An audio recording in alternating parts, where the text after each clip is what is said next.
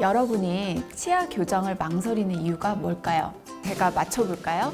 바로 오랜 기간 동안 해야 한다는 걱정, 최소 2년은 해야 한다는 치아 교정, 그 시간을 단축할 수 있는 방법이 있다면.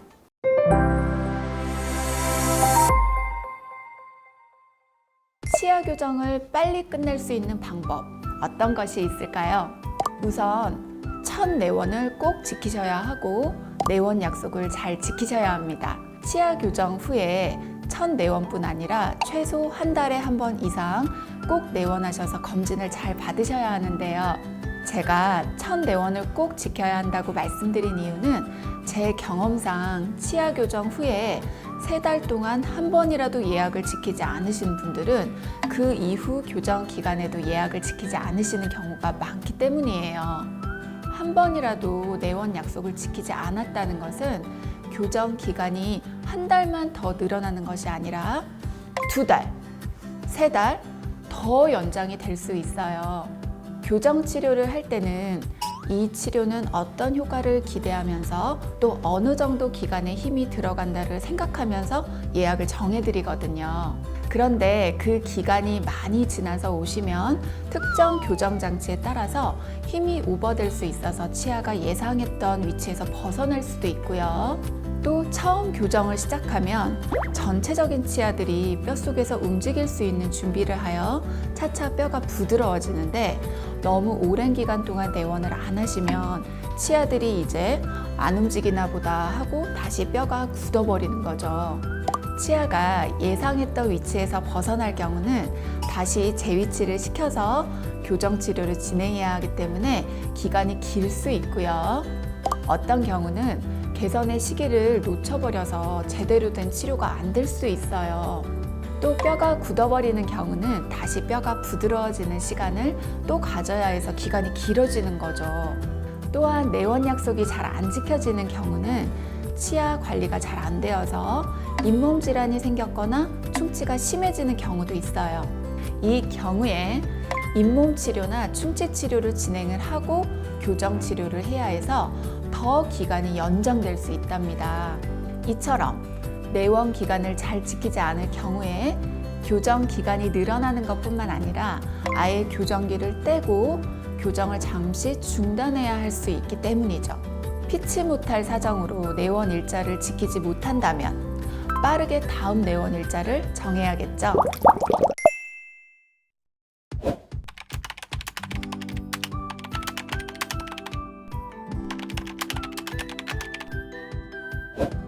(10대) 성장기에는 쉽게 설명을 드려서 잇몸뼈가 말랑말랑해요. 잇몸뼈가 말랑말랑하기 때문에 치아도 더 잘 움직이고 통증도 적고 뼈나 잇몸의 회복과 재생도 잘 되고요. 그런데 20대가 넘어가면서 나이가 들수록 잇몸뼈가 뻣뻣해지면서 움직이는 속도도 조금 늦고 통증도 더 있을 수 있고요. 잇몸의 회복과 재생도 조금 더디다고 할 수 있어요. 케이스에 따라 다르긴 하지만 치아 교정은 초등학교 고학년이나 중고등학교 때 시작하는 것이 더 좋다고 할 수 있어요. 물론 성장 교정은 더 이른 나이에 할 수도 있고 때로는 성장이 종료된 후에 시작을 해야 하는 경우도 있긴 합니다. 즉 치아 교정의 시기가 치아 교정을 빨리 끝낼 수 있는 방법도 되는 거죠. 마지막으로 음식 습관을 바꾸셔야 합니다. 치아 교정을 고민하시거나 지금 하고 있는 분들은 다들 음식 걱정 많이 해보셨죠? 주변 교정기를 장착한 사람들만 봐도 음식을 먹을 때 되게 불편해 보이잖아요. 주변에서 한 번씩 다들 보셨죠? 정말 불편하지만 교정 기간 중에 음식은 정말 중요해요. 딱딱하고 질긴 음식, 치아에 조금이라도 힘이 가해지는 음식은 좀 피해 주시고요. 교정 장치를 통해서 치아가 조금씩 이동을 하고 있는데 딱딱한 음식과 치아가 맞물리게 된다면 장치를 통해서 치아를 이동시키는 힘에 방해를 주게 되겠죠. 그러면 교정 기간이 늘어나게 돼요. 오징어나 지포 등 질기고 딱딱한 음식들은 피하시는 것을 추천드리고요. 부피가 큰 음식이나 단단한 음식들은 잘게 썰어서 드시거나 되도록 치아에 무리가 가지 않는 선에서 드시는 식습관을 기르는 것이 좋겠습니다. 쉽지 않겠지만요.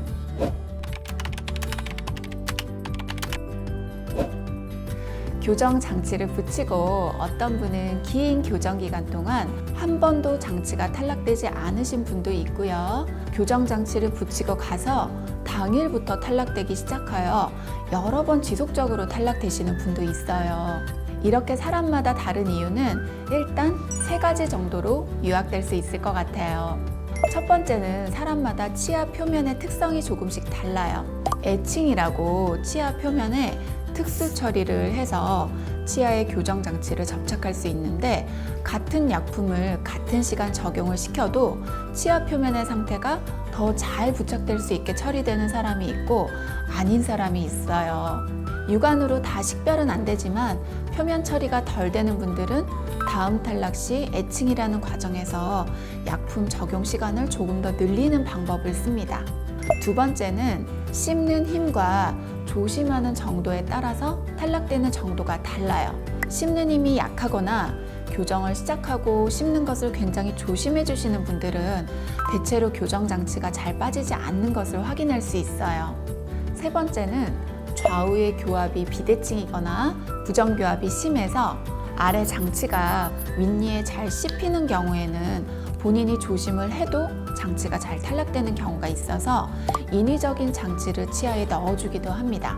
어쨌든 접착제의 강도는 누구에게나 동일하게 적용되기 때문에 교정 치료를 받는 동안은 항상 장치를 의식하시면서 조심해서 식사하시는 것을 추천드립니다.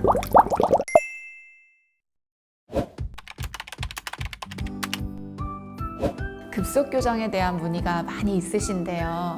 급속 교정이라 함은 특수 장치를 사용해서 치아가 조금 빨리 부드럽게 움직이는 거예요. 기존의 장치들은 장치에 철사를 끼워서 묶어주는 방식인데, 급속 교정 장치들은 장치 자체에 클립이 있어서 철사를 넣고 클립을 닫으면 그 안에서 철사가 마찰력 없이 치아를 부드럽게 움직이게 해서 빨리 움직인다는 개념입니다.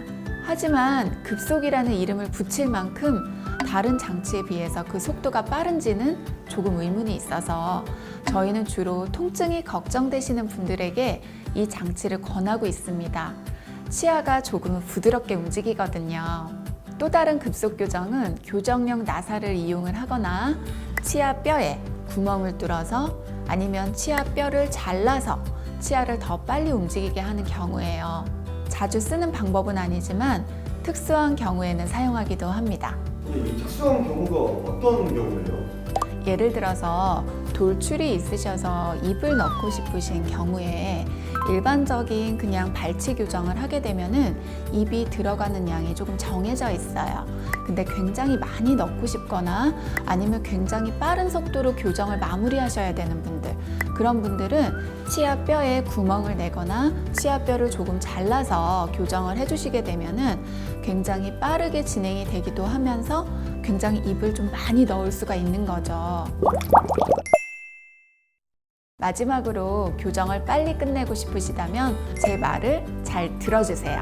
내원 약속을 잘 지키시고 뭔가 장치가 이상하다, 탈락된 것 같다 싶으시면 바로 치과에 연락을 주거나 내원을 해주세요. 아직 예약날이 아닌데 뭐 하면서 다음 내원 때까지 방치하시면 안 돼요. 그리고 음식을 조심하시지 않으셔서 장치가 자주 탈락이 되시면 치아 교정 전 상태로 돌아가려는 성질 때문에 교정이 많이 지연될 수 있으니 꼭 주의하셔야 해요. 또 칫솔질이 잘 안 되어서 치아 사이에 치석이나 치태가 많이 낀 경우는 교정 장치와 철사에도 치석과 치태가 낄 수 있는데, 이 경우에 장치에서 치아가 부드럽게 움직이지 않아서 교정이 지연될 수 있어요.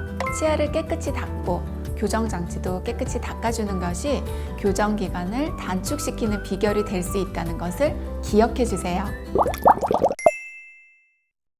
여기까지 치아 교정이 어떻게 하면 빨리 끝날 수 있을까, 또 급속 교정이 무엇인가를 알아보았는데요.